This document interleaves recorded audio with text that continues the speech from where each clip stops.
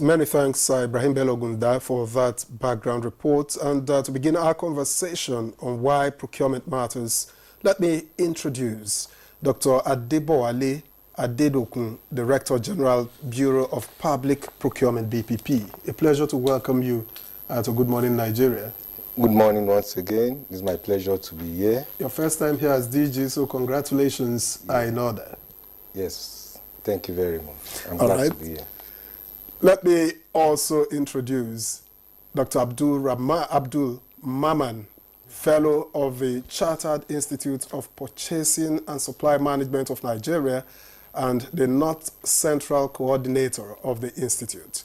Thank you very much for joining us. Good morning to you and happy day to you. All right. We also have joining us for the conversation, but via Zoom, all the way from the United Kingdom, Dr. Ibrahim Labaran Ali, Assistant Professor of Supply Chain and Logistics Management, University of Warwick, United Kingdom, and former HOD, Department of Procurement and Supply Chain Management, Kaduna State University, Kaduna. Many thanks for joining us, Dr. Ali.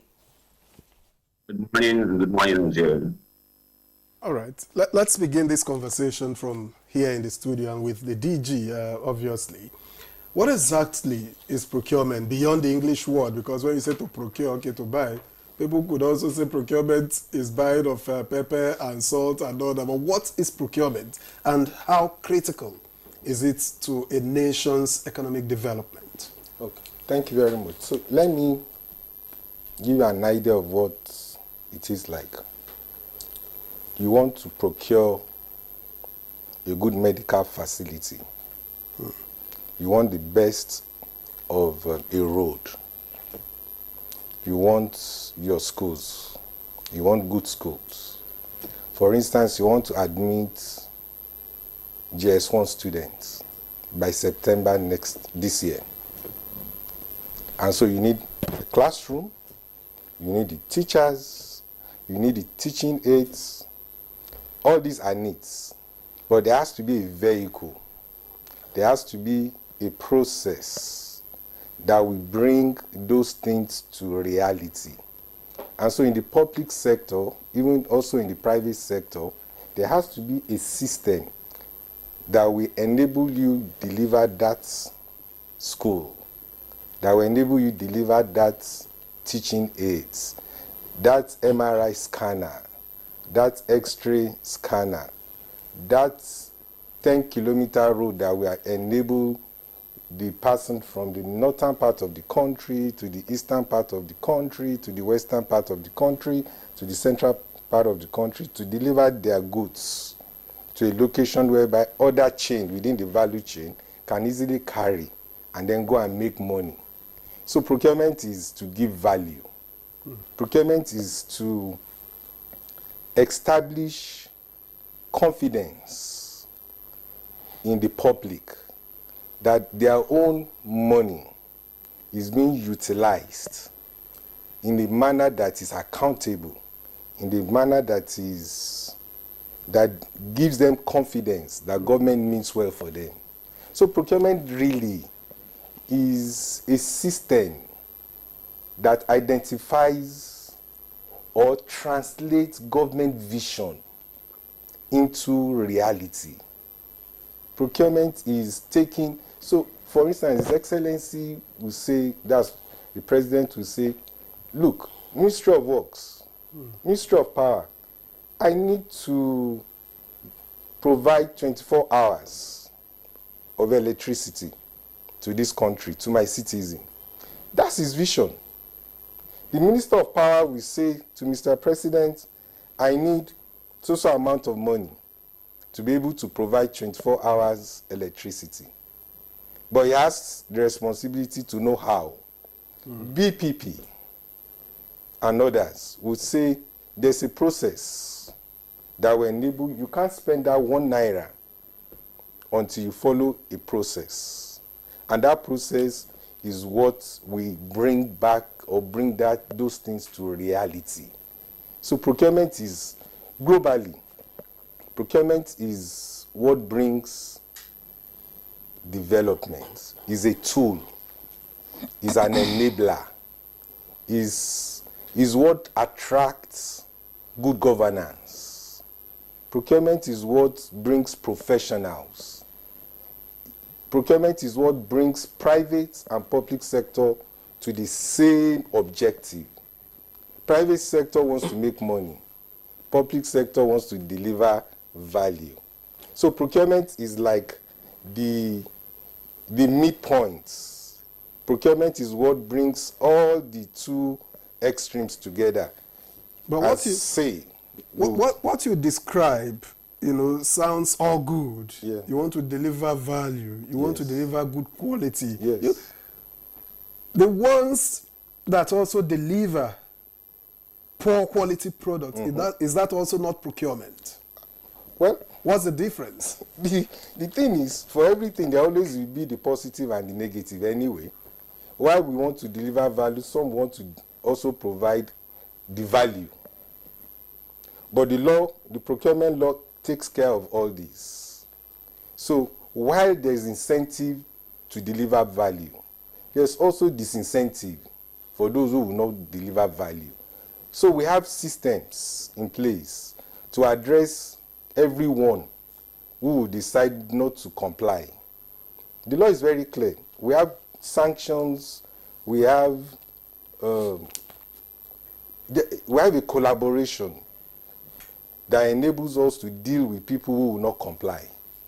So, for instance, if you choose not to procure a good road, we give a contractor money, he has money in his account, he has timeline to deliver, and he chooses not to. My duty, together with the implementing agency, is to do a report. I'm thinking about what you're saying, Dr. Adedokun, and it looks like all the problems that we have in this country rest on your shoulders. We should be blaming the BPP because you just talked about, you have, powers to be able to sanction those who don't do the right thing. But a lot of wrong things are being done. I mean, you get to see, for example, a road being constructed, and in a few months, it's bad again.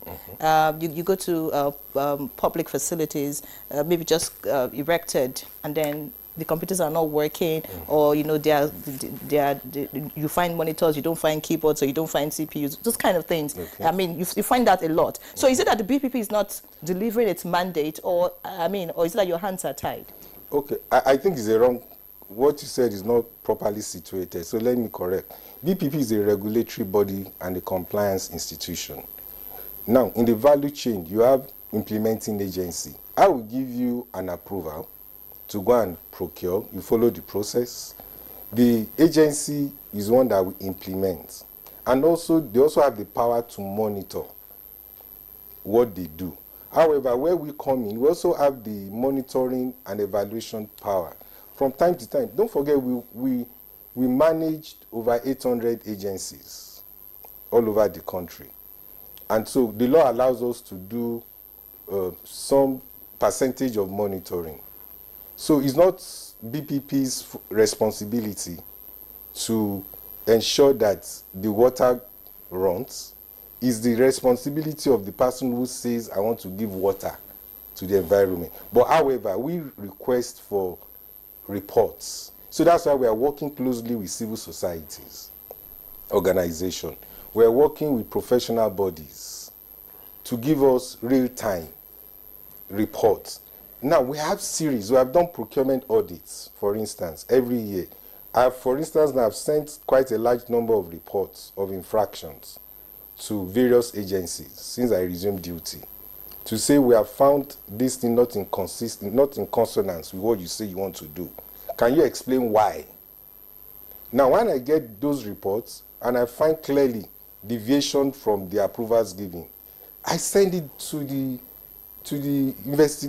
prosecuting agency, EFCC, ICPC, the police, for them to carry out the proper investigation and then prosecute. So everybody has his roles and responsibilities. So mine is to ensure that there's fairness in selection of suppliers. Mine is to ensure that the timeline given to them, which we are now insisting. For instance, I've told Nigerians that every government agencies must commence their procurement processes now, the first half of the year. There's a plan. Follow the plan, and by the end of May 2025, I expect that you have completed your award processes, and then we'll go into monitoring and evaluation. This is a paradigm shift. Paradigm shift in the sense that for the first time in a long while, we are insisting that all government agencies should start their processes now and complete it by first half of this year. It gives all of us, these critical stakeholders, it gives the minister the opportunity to go to the field. He has awarded food security, he has awarded palliatives. He should go to the field and monitor what they have awarded. BPP should go send his observers to the field, give us reports. And beyond that, we're not even waiting again. What we're doing now is that at every stage of the procurement process, I've asked, under the approval of His Excellency, Mr. President, who graciously has given me this confidence and assurance to do my job. He said, go and do your work. To say every month, by the end of every month, all government agencies in this country must submit to us. Do you determine those who get the contracts for the different jobs? Oh, no. It's not our business. Okay. It's the full responsibility of the agencies. I mean, how do I know how do I know what the Ministry of Water Resources? Well, I'm not an expert. They decide their need. They decide what they want. And if they choose certain contractors, mine is to verify, did you follow the process? Did that contractor merit it? Is the cost reasonable? And where is the timeline? Where is the source of funding? It will interest you that in the last 1 month, I've turned down quite a number of requests that does not meet timeline. I'm not confident, I'm not assured of the funding, and I'm not too sure the selection process. So now everybody's getting to know it's not business as usual. You must make sure you do your own process. I've now thrown back the responsibility to them. Determine what you want. Publish it. Advertise. So that millions of Nigerians can confidently bid. They don't have to know anybody. They have right now the confidence of this government to say you can bid for a project. You begin to see so many advertisements coming out any moment from now to give Nigerians that confidence that if they bid fairly, they will win fairly. All right, DJ, thank you very much. Let's give you a breather and get to Dr. Maman. I want to get more information from you regarding how procurement impacts the everyday living of Nigerians, from infrastructure to public services. Okay, thank you very much. Like in your introduction, it was specifically mentioned that procurement deals with a tripod activity that has to do with the people, the process, and the paperwork. And now the government in Nigeria is trying through the BPP to escalate the process and add e-procurement window to enable it cover a large space. Most importantly, procurement is a strategic function. And being strategic, it talks about cost savings. It talks about quality assurance, which was part of the question you asked earlier, and risk management. That's basically the foothold of procurement activities. And once it is done, for you to be sure of engaging the right people to get it done, you need the professionals. And who are the professionals? There are two levels of people that today are making waves in procurement, and one of it is this. There are professionals in procurement which are regarded as sector specialists. An engineer, a quantity surveyor, an ICT expert, an oil and gas expert. They are professionals in their own right, but they have a role to play in procurement. So they are professionals in procurement. Then there are procurement professionals. These are people who are trained to understand in two cases the technicalities of procurement that adhere strictly to ensure that the word procurement is a borrowed word. It's a military word that is strategically utilized to denote timely activities of acquisition. It was founded in 1874 by the American military, specifically the Navy, to use as a strategic word in carrying out activities of acquisition. And government all over the world begin to borrow it to enhance their capacity in the delivering, while the private sector stick with the word purchasing. So as a result of that, when you want a substance to be the outcome of what you are doing, the activities you are doing, you require a strategic platform that will also enable you, based on the question you ask, it has an economic impact. The economic impact, one of such is that there must be an economic growth from the economic development you have laid the foundation upon. And definitely you must engage what is called the supply chain management. That supply chain management distill and enable procurement activities to get to the nooks and crannies and people get involved. And it also has environmental impact. That environmental impact is to ensure that every activity of procurement you are carrying out has eco-compliance, and giving it a much more and a wider spectrum within the activities of procurement to penetrate the activities and make life easier. Because based on the Chernobyl explosion that we had in 1972, and the UN has been of importance to ensure that activities about procurement and acquisition must be made to have semblance of the responsibility to the people with regards to life. And also, it also talks about social responsibility. What is this social responsibility? Is to make sure that the gap between the have and have-nots, as well as those that gender inequality that has entrenched itself all over time, should be able to be bridged, and ensure that we have a very positive result, and ensure procurement activities allow the people to be brought into the chain. Then you have organizational efficiency, which is process efficiency, which was part of the question you asked earlier. And in doing that, you must make sure there are innovations that you are bringing in. And bringing in that innovation, you must be able to ensure compliance with established rules and procedures. That's basically what procurement is all about. But in Nigeria, for us, engaging, like the DG had explained, on infrastructural activities, there are thematic areas of concern where you require the service of professionals who are professionals in procurement. They only come to play their role when they are required. But the umbrella activity is the procurement activity. Once you identify the building blocks, which are professionals that are enhanced, having the capacity to look it through, automatically you get the result you desire. And you also have an imprint in an area, whereas at the end of the day, you'll be able to monitor and evaluate what had happened. And in doing this, that's where we talk about contract management and contract administration. And once the BPP awards contract, what is their responsibility toward contract management and contract administration? Issues that has to do with ensuring that the people who are carrying out this procurement are professionals. Going into the Public Procurement Act, there is no mention of procurement officers, rather procurement professionals. There was a reason for that, because the crafters of the law understand who and who are required to carry out this. They will be held responsible for their actions and inactions. That's basically why the law is made like that. It is not just for the fun of it. But today, everyone is interested, or people are carrying out procurement without understanding the fundamentals. It's part of the problem we are facing in the country.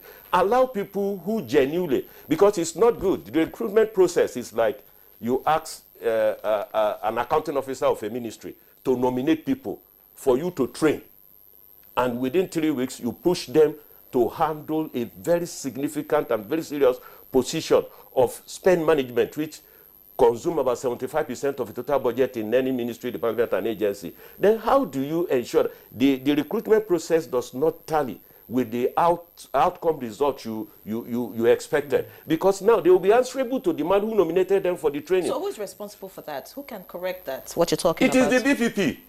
Because the BPP is the one that went ahead and asked NTAs, requested for nominations. But what do they do? What should they do? Should they handpick themselves? No, there are people who genuinely, for example, either you are a journalist and you went through the school, you understand. NTA do not just go out to ask people to nominate for you to be trained and get here. You already show that this is the path you have chosen as a professional. And then these are the people you look out for. And if there are gaps, you conduct need assessment. So in order for you to bridge it, you'll be able to identify those who are willing, those who are already professionals, those who are on the training, and those who would like to, out of their own volition, not for somebody else to nominate, go and do training. Then how are you sure of the mind of the person going through to support you in order to deliver at the end of the day, then these are areas that once it is corrected, you will be able to get it right. Because like the institute I belong, that's the Chartered Institute and Supply, is established based on country procurement assessment report, upon which the report that reformed the procurement activity also came out from. So as a result of that, there is a particular section known as Part 2, Section 5K, which said the Bureau should organize training and development programs for procurement professionals. That's just how you get it in the law. And that was where you ought to have had a handshake with the Bureau, whereas you deal, because the Office of Accountant General and Auditor General, they do not train accountants. All they do is that they conduct development programs for chartered accountants who are variously in ministry department, agencies, extra-ministerial department, so that the focus will be as an institute that has a body of knowledge. To get that, we have department and faculty members who are knowledgeable. These are the areas where they are certified that through that institute, allow them play their role. We would have been given a supportive supportive elements to the Bureau in order for it to succeed. But let's have a clear-cut definition of the mandate and responsibility as straightened in the law. So it is when you decide to bring in some person, whatever laudable initiative, like the DG had mentioned, you will not get it right. Because there are people who from the beginning has chosen a career. And that career, the moment you assist them, they will go further to enhance their capacity in delivery, and you'll be happy you did. Many thanks, Dr. Maman. Many thanks. We'll get back to you. It looks like you have so much to tell us, of course. But let's quickly go to the UK now, where Dr. Ibrahim Labaran Ali has been listening to this conversation. Dr. Ali, you are an assistant professor of supply chain and logistics management at the University of Warwick, and I'm also excited because you were once the former HOD of the Department of Procurement and Supply Chain at the Kaduna State University. So you know how things work here, and you understand how things work over there. Now, just give us, you know, if you like a comparison. Do you think that in terms of procurement, Nigeria is on the right path? Thanks for having me. I have to confess my knowledge is a little bit rusty. I've been out of the country for a while. But obviously, we are doing our best in the country, and procurement as a profession, we have, for example, the Department of Procurement and Supply, which is a global body recognized in over 100 countries. I'm a fellow of that profession, and a lot of Nigerians members of that profession. In fact, we've had a Nigerian who was once one of the global presidents of that profession.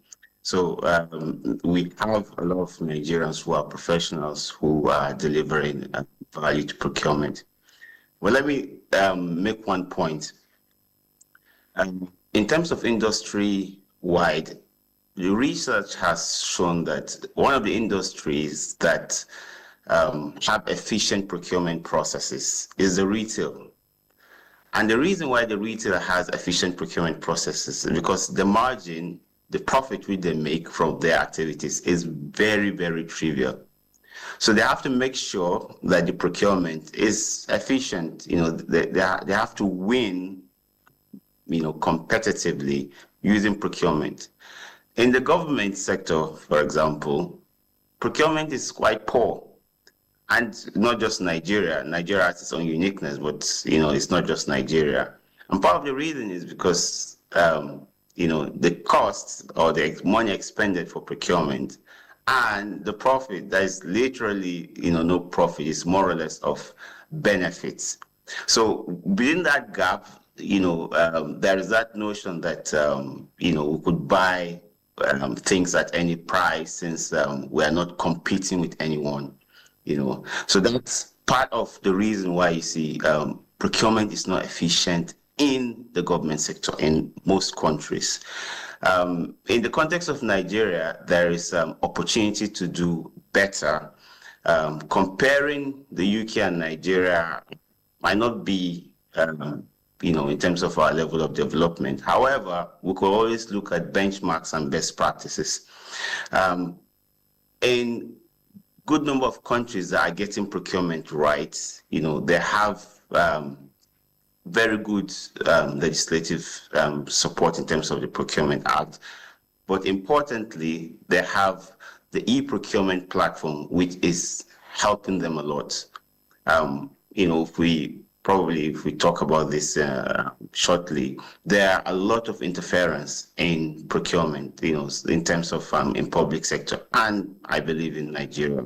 You have a lot of influence, interference from the accounting officers, probably from the oversight committees. There's quite a number of interference there. To reduce that, to mitigate that interference, so that you can have an efficient procurement system, you need to go, have an e-procurement platform. One celebrated country that is getting it right is South Korea. I mean, even the UK learning from there in terms of the e-procurement platform in South Korea. Is one of the best in the world, right? And in that platform, right from the tendering stage up till when the contract is being delivered and being administered, it's transparent. Yeah, in fact, there is even a blockchain technology embedded where we could come back and audit how the process works, right? So it's quite some long shot, might not happen today, but we should start thinking of that direction, so that we could reduce some of those interference that might be coming from undue influences. Again, the professionalism is very, very important. The universities are doing their best.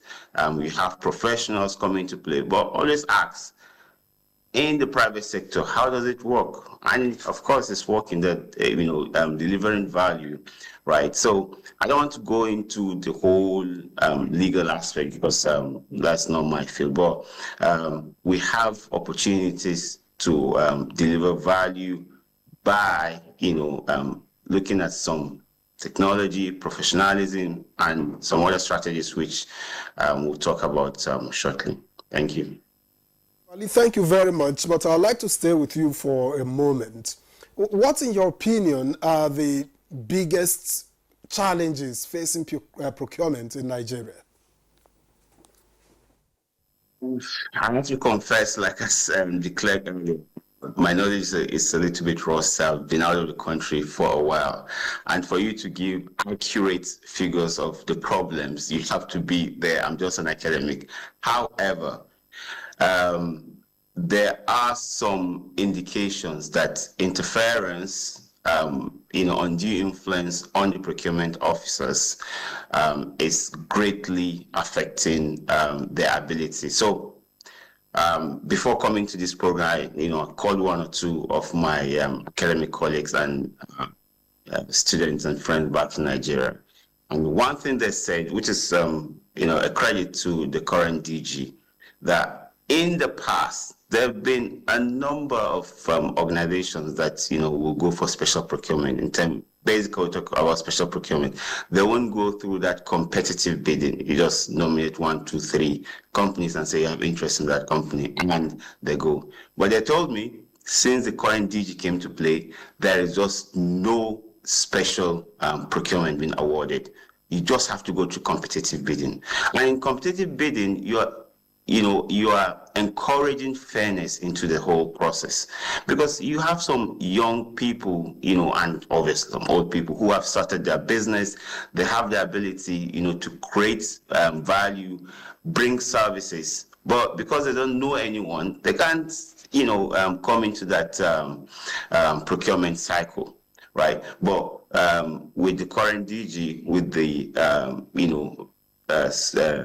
drive for more competitive procurement process, I think if we get that right, it's very, very important. It's going to reduce a lot of wastages, because only competent companies will be awarded contract. Then we'll now go back to professionalism. I'll now talk about contract management. Yeah, it's not good to say this, but we heard about two past presidents testifying in France for one of the contracts in Mambila. Is all procurement gone wrong, literally, right? So we're talking about why, didn't the procurement professional, think about this risk before it came to play. And now you have they're trying to get about $200 million or thereabout. Huge money. So when professionals, right, have that freedom and were able, to plan well, plan against all the risks that could go, and when the procurement comes to life, you manage the procurement, manage the relationships, and towards the end of the contract, let's say how we can, either transit to the contract or exit the contract, and get the best value for the citizens. Thank you. Dr. Ali, we'll get back to you. Many thanks for your insight so far. I'd like to get back to the DG, Dr. Adedokun. Your good work is spreading like wildfire. Congratulations. Listening to Dr. Ali talk about, the feedback he's getting from what you're doing. But, I think you wanted to respond when, Dr. Maman was talking about the challenges, in terms of procurement in the country. Talked about interference and having people who are not professionals, handle the business of procurement, which, of course, would derail the purpose. When you also spoke earlier, you talked about procurement giving confidence. It establishes confidence, it gives value, it brings development, it brings government's plans and purpose into reality, for the people to see. So I'm thinking that transparency on the part of procurement professionals now is key. How do you have to deal with that? And tell us some of the challenges you've been facing so far as DG of BBP. All right, thank you. I think I need to correct an impression. It's like when you are building an hospital, you have a teaching hospital. Within the teaching hospital, you have various professionals. You have the dentists, you have the ophthalmologist, you have the general surgeon. All of them are professional, but there's a regulator who decides how, when, and who to engage, and also impart knowledge and set standards. My job, since 2007 that Bureau was established, is to set the standards. This is how we want it. If you don't meet this criteria, you will not be allowed to practice procurement in Nigeria. It is our duty, and I can tell you, when my good friend was talking about 3 weeks, I think it's just lack of understanding, because we have what we call entry level. Federal government has clear instruction on who to be employed. Government employs through Federal Civil Service Commission for all cadres of governance in Nigeria. Procurement, quantity survey, everybody. So procurement has minimum eligibility entry criteria, which is what government is following through. When you come in, we have what is called a program, development program. The one you mentioned is just one out of several. That is, if you come into banking profession, if you are employed as a banker, you must go for at least 6 months training for you to understand the ethics, for you to understand the culture of that particular bank. So what BPP does is that for you to practice procurement in the public sector in Nigeria, until we certify you, you can't practice in government. And it's our duty to also sanction you. I can tell you as of today, over 7,000 public procurement professionals in this country knows it's no longer business as usual. If you fail, I will sanction you. Just recently, we had a meeting with the Office of the Head of Civil Service, and we have agreed that any public sector procurement professional who causes government to lose value will be made to account for it. And they must, even if not worse, ask to refund the money lost by government. So I've instilled confidence back to the over 7,000 procurement officers in this country. They have the baseline knowledge. Now it's for them to, on their own, there's what's called self-development. Self-development means is, if you are a doctor and you don't do self-development, nobody will allow you to touch a patient anymore, because you've not shown that you are up to date with the current trend in the medical profession. So we send our staff, procurement officers nationwide, go and acquire more knowledge. But we are also ensuring that we give you the capacity. But sorry, Dr. Maman is talking about in organizations, yes, being where the heads of organizations nominate Okay, so people let me who are not in address the that. field of You procurement? see, the issue is, if you are in a ministry and you want to populate, right now you have recruitment process. Until we're able to recruit more, government is in the process of recruiting more people into the system, whereas there is a gap within the system that needs to be filled. So we engage Office of the Head of Civil Service of the Federation, we engage the accounting officer, who by law, they have that right. Because we don't want to take somebody who they cannot put their pen on. And it cuts across all. So if you are in the ministry and you want to be in the procurement, at least for now, where there are gaps, then we need to fill that gap. So we ask you, give us, through your own internal process, identify those people who have met the criteria. Are you a graduate of business admin, purchasing and supply, law, all the requirements set in the circular by government? Once you meet that criteria, we allow you to come in, acquire that rudimentary knowledge. After that rudimentary knowledge, you can then go to the institutes, go to other professional. Don't forget, there are over 23 professional bodies with special skills in different areas of procurement. You go there, acquire it, and then build up your body of knowledge. Meanwhile, government has interest to you that government is already, through our collaboration with universities, 6 universities, and is going to expand, where we are building, for the first time, government is having courses, bachelor's degree in sustainable procurement, where young men, graduates, can learn from scratch and grow in the profession till they become experts. And side by side, we're also collaborating globally.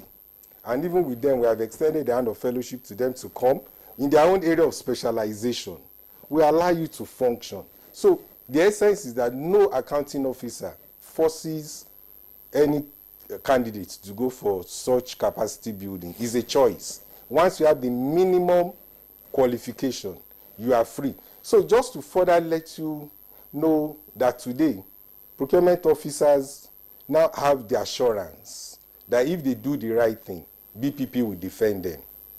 That's the narrative that has changed. If you are a professional and you sign a document that suggests that you are contravening the provisions of the law, you'll be made to pay for that. That's the key that will solve the problem of inefficiency, that will solve the problem of influence. You know that your seal, once you mess up, the law will catch up on you. And I think that's what is happening globally. And I think my good friend also mentioned something critical about technology. We're going to deploy e-procurement system in this country. We have started the process. You will see very soon that most of these problems, by the time we go into electronic procurement, you will begin to see that there will be less of human influence, just as we see globally. So we are gradually getting there, less of human beings, more of the process. Once that is achieved, Nigeria will be at par with other developing and well-developed nations. So that's the way we are going. All right. Thank you very much, DG. Let me get back to Dr. Mamman. I'm just wondering if procurement, given all that the DG has said, can be a tool for economic growth and even job creation. Yes, it's in one of the flanks. Procurement creates an enabling environment for interplay of different knowledge areas with regards to provision of services as well as infrastructures and procurement of goods and services. It does. That's the reason why governments spend huge amount of money in ensuring that the spend management principles are adhered to. But like the DG said, if you allow me to go back to, is he forgetting that the kind of power he's arrogating to the Bureau isn't so? Their functions is cut out in the law that established, that is under the Public Procurement Act. The Bureau exists as a secretariat of the National Council on Public Procurement.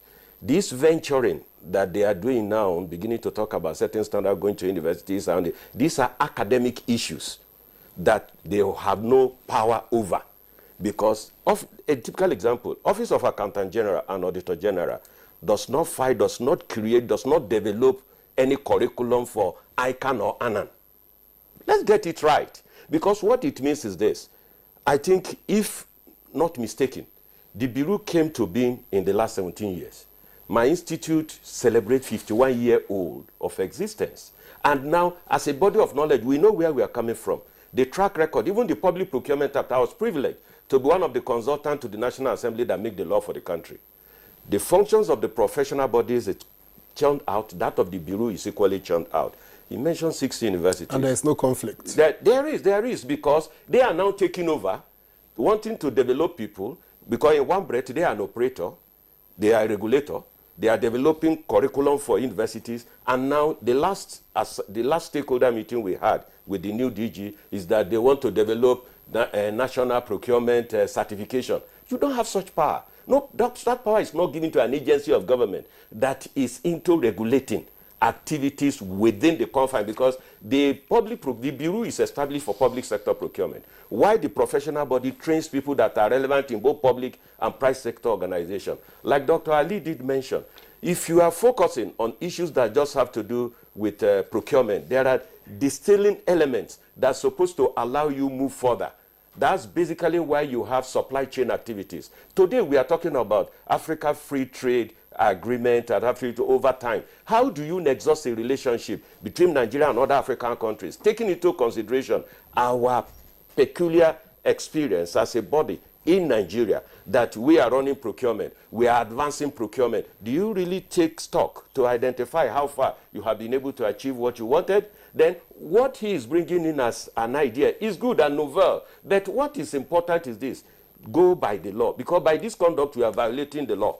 An agency does not set standard for a professional body. Rather, they collaborate. If you have such idea, you bring it in, you sit down and ensure, because the DG is here, a member of CIPS UK, but the law in Nigeria says for you to practice, you must first of all be a member of the Nigeria body. Help me ask him, has he ever applied to our institute to get qualified through the institute? That is a violation of the law.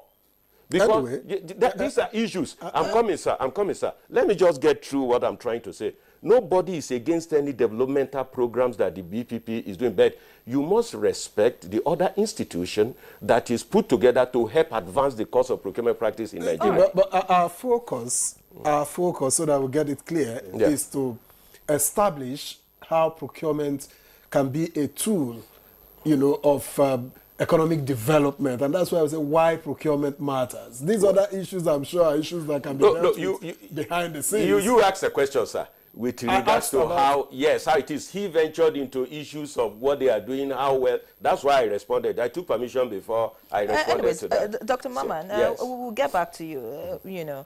I think we'll just stay in focus, talking about procurement and why we need it, at the level that it should be, just so that we can advance as a nation. So let's get to Dr. Ali now. Dr. Ali, earlier when you spoke, you talked about technology being, a key driver, of how procurement, can be achieved. But I would like you to tell us some other areas you think that, we can develop on as a nation in terms of procurement to meet international best practices, just so, like the DG said, we can bring about development in the nation. Thank you. So let me just touch some numbers, and I'm going to be a little bit hypothetical here. The current budget was around 49.7 trillion naira. Defense has about 4 trillion naira out of that budget. If we assume that 50% gets implemented, and hypothetically say if procurement can help that budget save 10%, or let's even say 5%, we're talking about over 200 billion naira in terms of savings. If we take 200 billion naira and throw it to DICON for the next 5-10 years, Nigeria will, I believe, that institution will start exporting, military hardware. so goes to infrastructure, right? So procurement can be leveraged as a tool which we can use, to create value to the whole citizenry. Yeah, I mean, Nigeria is a country right now that we are projecting to be 500 million by 2050. And by 2050, there is a report that by Bill Gates Foundation and the World Health Organization that 5 in every able person is going to be a black person. I remember 1 in every black person is a Nigerian. So Nigeria is the country that, we have huge number of able-bodied person. And it requires a lot of investment into, education, just like, I appreciate part of the social community service that BPP is doing, developing capacity. That's important because, we're talking about huge spend that's going to be going on, developing human capacity, providing services. Yeah. So procurement has that ability to be leveraged, for economic development, for greener future. Let me come to this point, which I feel it's quite important in terms of pressures which procurement officials, get either from, the accounting officers or from external supervisory, people coming. I think we have to go back to that issue of, firstly, whistleblowing. We have to strengthen that whistleblowing mechanism, that if a procurement professional feel they're being precious unduly, they should, have that safe space where they could, explain or raise alarm. Again, we can't see how we can engage external auditors, because if we should go back to some of those procurement that are having problems at the moment, with external auditors, procurement, auditors, we can uncover some of the mistakes that have been gone wrong, and probably prosecution. Digitization is there, and thank God the DG said a lot of effort is being done to that. Awareness, this program right now is all about awareness, and a huge number of viewers are watching this program. Procurement professionals are watching it. They are watching the DG. They are watching, the president of the institute. They are getting that reassurance that they're going to have that support which they need. Let me ask this. It might not come at the moment, but at the point in time, probably we might need to create some institutional independence for the Bureau.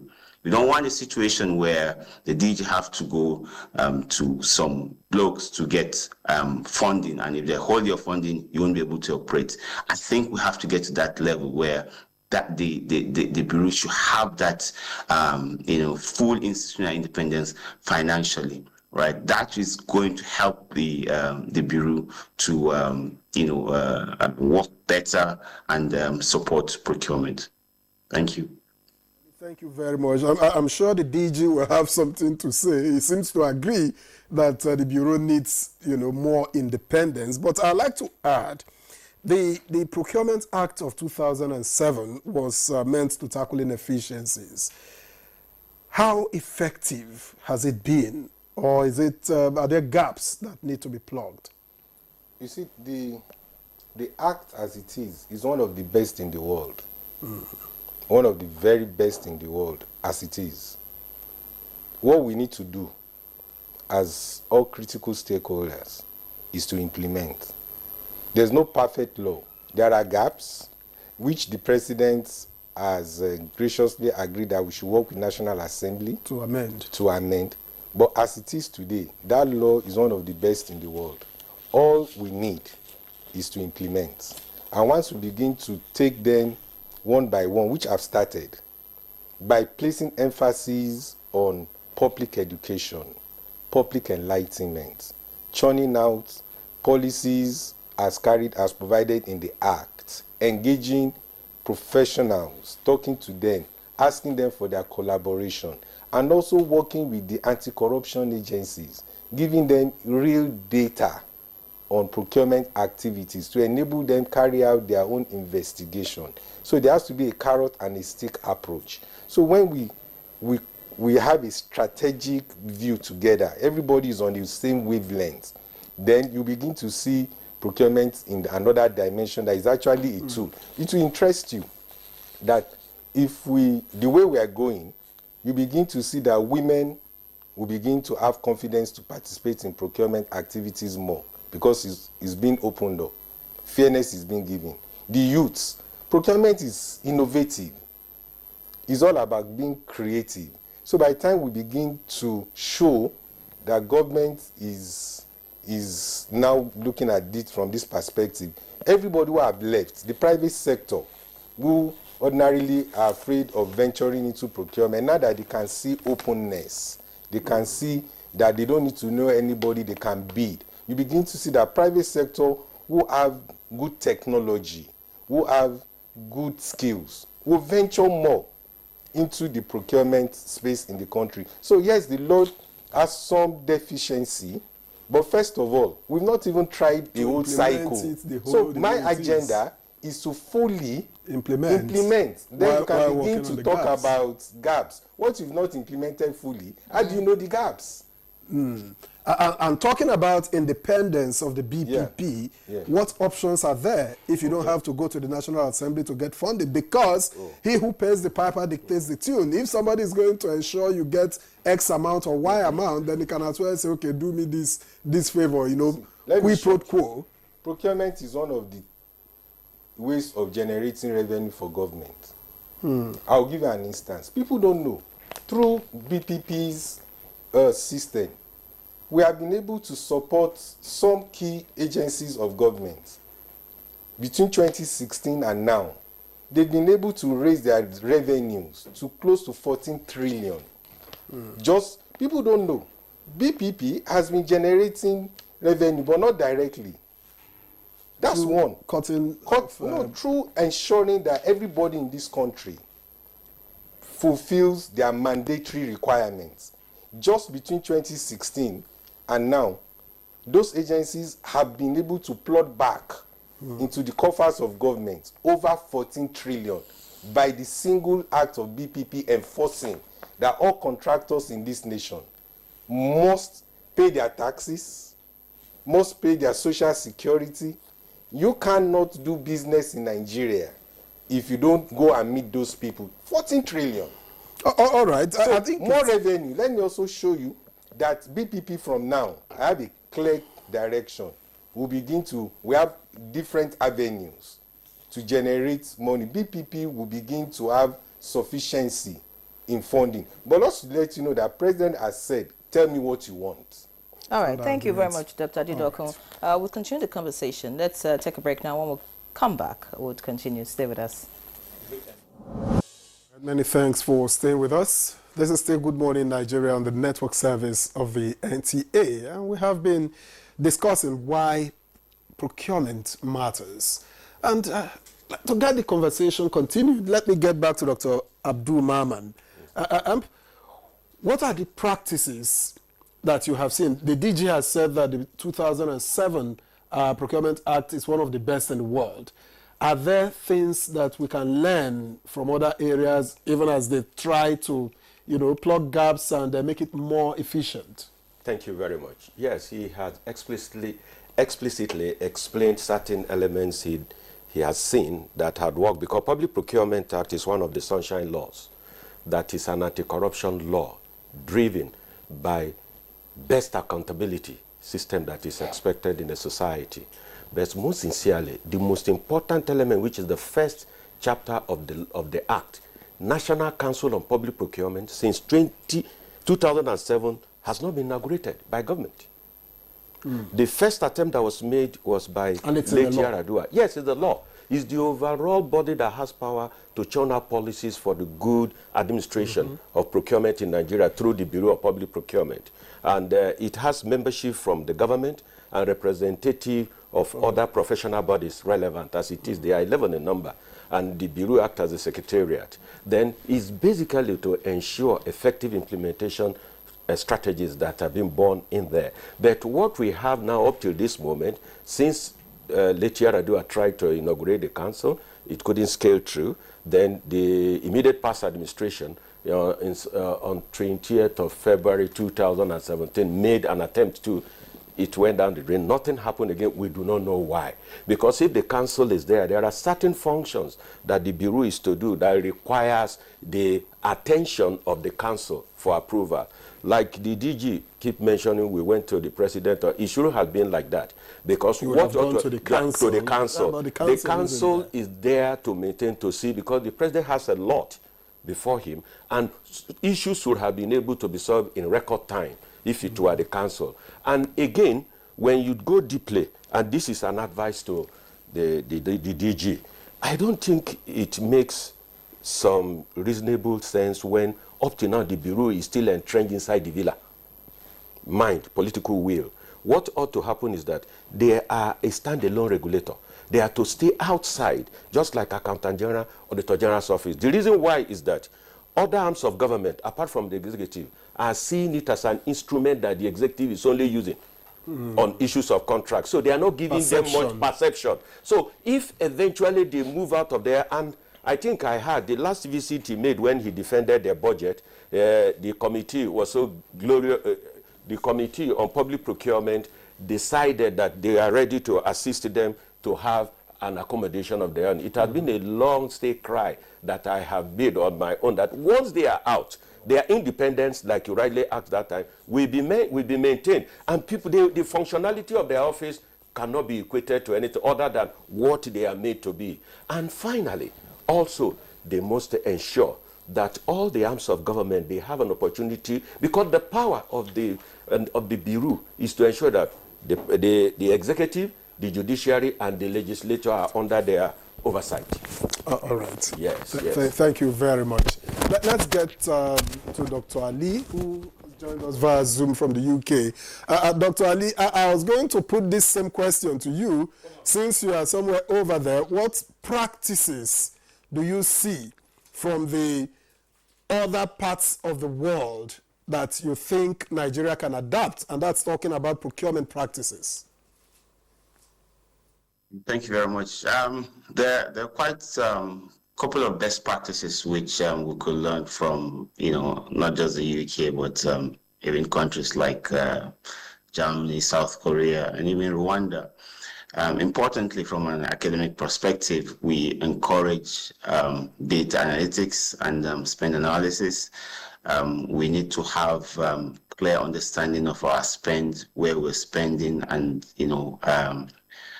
how we've spent it over the years. We can't do that if we don't have good knowledge of data analytics. Building capacity for professionals is fundamental, because you'll be surprised that if private sector is buying, say, a vehicle for, say, 30 million naira, the government is going to buy it for almost more than that. Why is that? These are some of the questions. So we need to train professionals to be able to, be abreast with the current knowledge that they need to have. Importantly, we should reduce that focus on costs, but look towards more of value for money, total cost of ownership. So it's not like, a normal Nigerian, there are some certain cars that we're not going to buy. The reason is because we say the resale value is going to be low. There are some cars that we say the maintenance is quite low. These all form part of the total cost of ownership. And that is why procurement is not left for the user department. Yeah, I'm not the expert, but I'm an expert in negotiation, contract management, sourcing. So having that, understanding of total cost of ownership whilst going on those procurement is really, really going to help us to reduce the unnecessary spend, unnecessary waste, that have plagued some of the procurement practices. Fostering and encouraging local content is fundamental. Yeah, we can use procurement to support our local communities. I'm not sure right now it's in the law, but there must be, some certain percentage of procurement that must be left for the community, must be left for women, must be left for, say, members of the armed forces. That's how it is in America. Yeah, so they have certain spend that you within your procurement, you have to leave it for some certain group. This, supports the local community. I'll never forget back when I was in Kaduna, there was a private school that was literally buying, the uniform of their students from outside Kaduna. And I was asking, is it that we don't have tailors in Kaduna that you have to go and buy uniform from outside the state? And if they can, produce at the desired quality, why don't we support them? Yeah, you're getting money from your state, but you're, procuring from another state or another country. Yeah. So if we support the local, we procure locally, support local content, to be honest, the economy is going to bounce back. I mean, we're heading to a population of 500 million in 2050. Yeah. We need, the economy to be strong. Yeah, we need to use procurement to create jobs. Yeah, and lastly, enforcing a lot of anti-corruption measures will be very important. Procurement officers should have a direct line that they can call, an official in BPP or EFCC and say, I'm having undue pressure from the accounting officer and having undue pressure, from XYZ stakeholder. They should have that direct line, yeah, and have that, cover which they could express themselves. Thank you. Many thanks, Dr. Ali. We do sincerely appreciate you. Let's get to the DG now, Dr. Adidoko, as we begin to round up the conversation. Of course, we're looking at why we should strengthen the procurement process in the country. You already said there's some reforms already. So let us in on some of the plans that you have really to reposition procurement in the country. Thank you very much. So let me pick from what my good friend said. First is that already online, you could see that I've given all procurement officers in this country, and including the public, my personal email address. They could reach me 24 hours and tell me their concerns. I've also provided a secure line. Is there online?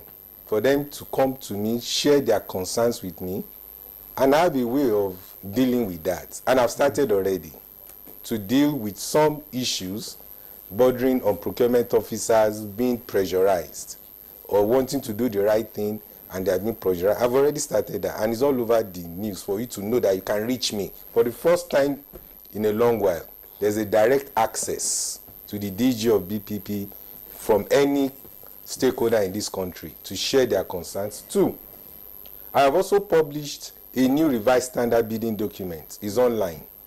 That has expanded a bidding document that anybody could use in the medical sector, in every sector you can imagine, is online. All that government agencies need to do is pick those bidding documents, customize them to suit your need. Thirdly, I said I'm no longer vetting advertisements. Unlike before where BPP will sit and vet agencies' adverts, which also constitutes a delay. I've stopped it. You do your advert, but follow my eligibility criteria. Once you fulfill that, you don't come to me, but I'm coming to meet you. Also, I'm doing 4 stages of review. Prior review, there's administrative review, we're going to do post-review, and all of these things are to checkmate excesses along the value chain. That's one thing. Then we're deploying with effect 2025, all contractors all agencies must deploy what I call categorization and classification for consultants, contractor, and service provider. What that means is this: if you are not your turnover as a contractor, your capacity, you cannot bid for a project above a particular threshold that you don't have the capacity to do. So we want to compare apple with apple, orange with orange. So how will small businesses grow? Good, very good. On the I've just proposed to Mr. President, we have recommended a revision of the threshold where it gives spending powers more to local businesses. So we're coming down with a policy on small and medium scale enterprises. Within the threshold, we have created a particular threshold for them, and we're looking at how to ease the requirement for doing business with these small businesses. You can't say somebody whose business is small supplies, you ask him or her to comply with the requirement for big contractors. You're already killing him. So what we're doing now is to find a way to support local businesses by allowing them to have some leeway. So you soon see some policies, guidelines, and within the threshold, an accounting officer has power to say local businesses, you can award contracts limited to that level. That policy is already, as soon as it is approved, you will see it. And this nation will truly appreciate Mr. President for this innovation that is going to hit the system anytime soon. All right. You will begin to see how businesses will begin to strike. Let me give you an instance. If you go to Area 10 in Abuja, for instance, just to show you how determined we are, it's a bit of a quiet place compared to some years back because small businesses are folded up. Because contractors don't come to buy prints, photocopy and all those things. Now we're returning that by this level of threshold for small businesses. You see the market woman will go to business centers, sell water, some will sell granules because bidders are trooping into business areas to print their bids. And so the driver will carry people to those venues. He's making money. So the economy will be revamped through this activity. Beautiful. Beautiful to know that, you're trying to say. And so that women, women good, they are good. Once you give them resources, they are good managers. So we're supporting women in trying to empower them to also come into the procurement space and give men. I'm sure she will like that a lot. No, of course, I like that. But you see, you mentioned, talking about giving your phone numbers so that procurement officers can reach out to you in case, they have pressure or they're being pushed to do what is not right. But I'm wondering, how far can the BPP protect such officers and sanction erring individuals or organizations? If you can give us an example, I think that will make it clear. Okay. For instance, the law is very clear on what we can do. We can transfer you. We can recommend disciplinary action to government, and we'll be doing that codedly. Is there anyone? So that anybody can be confident. It will be unfair for me to mention online what has been doing about that. But I can tell you that our colleagues in the anti-corruption agencies already have a large list of ongoing investigation. And to also assure you, I am a witness to cases being handled in court against public officials who have decided to go their way. But in the quick win is to ask you to suspend you until we conclude investigation. That's it. But deterrence is the key. Now that you know that if you do the wrong thing, you'll be punished. I think that is the incentive. And also on the other side, accounting officers or chief executive also realizes that if they also chooses to do the wrong thing, I will not hide them. I will also take them to the appropriate quarters to answer why they did not fulfill Mr. President's mandate. Thank you. Thank you very much, DJ. As we gradually wind down this conversation, Dr. Mahman, yes. Are there, in your experience, are there sectors that you think require more attention of the BPP that are maybe procurement inefficient, that are prone to procurement inefficiency in the country? You see, like if you go through the entire gamut of the law and the manual being produced by the BP, it's all encompassing, to just say the fact. The manuals are there to ensure ease of implementation. And one important element that is there, which I intend saying, is that the DG has mentioned inter alia that specifically he has given out the number which Henry asked the question about. That will not just stop there. Help us improve on the DG. Allow people whom they have taken the initiative to train get professionalized. Leave them for us. We'll be able to do it, because if a procurement officer in an MDA decided to go the wrong way or misprocure, not just the punishment that he's going to receive from BPP, there is tendency for us to withdraw their certificate.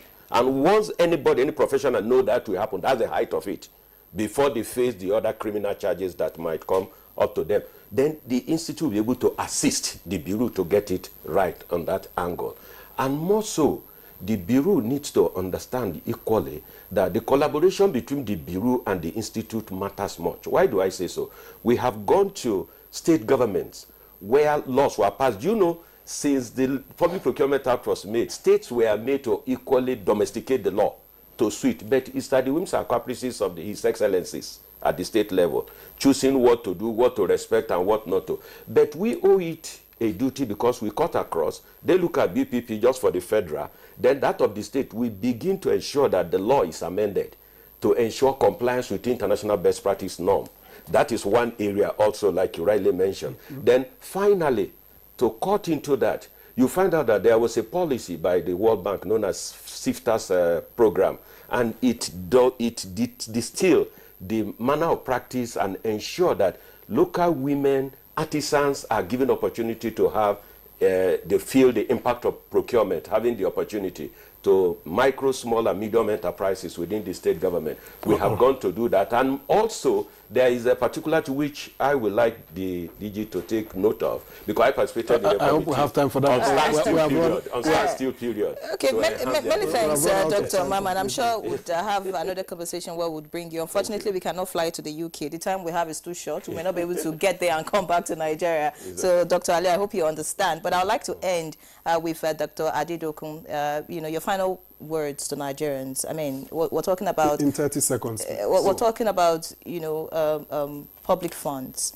We're talking about bringing development to the people. It's all about the people at the end of the day. What's your message to Nigerians? Fellow Nigerians, trust us to get value to you. Ask us for accountability. Judge us. Be open to us. Criticize us. Ask, ask, ask. We will respond to you. We would enforce everything within the government of law to give you good roads, good hospital, reduce insecurity, provide job, generate employment, and it will be good for all those who have japa to paja. All right. On behalf of all Nigerians, we hereby trust you. I will hold you accountable. I know for a second when he said dear Nigerians, in fact, I almost thought it was a presidential broadcast. Anyways, many thanks for having, for joining us and for making Nigerians, have hope again in the system. We hope that you do all that you have said, and we hope that Nigeria will be better for it. Many thanks, Dr. Adebowale Adedokun, Director General, Bureau of Public Procurement. It was a pleasure to have you. Thank you. Dr. Abdul Maman, Fellow of the Chartered Institute of Purchasing and Supply Management of Nigeria and the North, Central Coordinator of the Institute. Yes. Many thanks for joining us. We hope to have you some other time. Thank you very much. And of course, we want to appreciate Dr. Ibrahim Labaran Ali, Assistant Professor of Supply Chain and Logistics Management, University of Warwick, United Kingdom, and former HOD, Department of Procurement and Supply Chain Management, Kaduna State University, Kaduna. Many thanks for joining us. And like the DG said, I hope you jackpot that soon. We're looking forward to receiving you. All right, so that's good morning, Nigeria, this Friday. Enjoy your weekend. I'm Henry John. And I'm Victor Azu. Thank God it's Friday.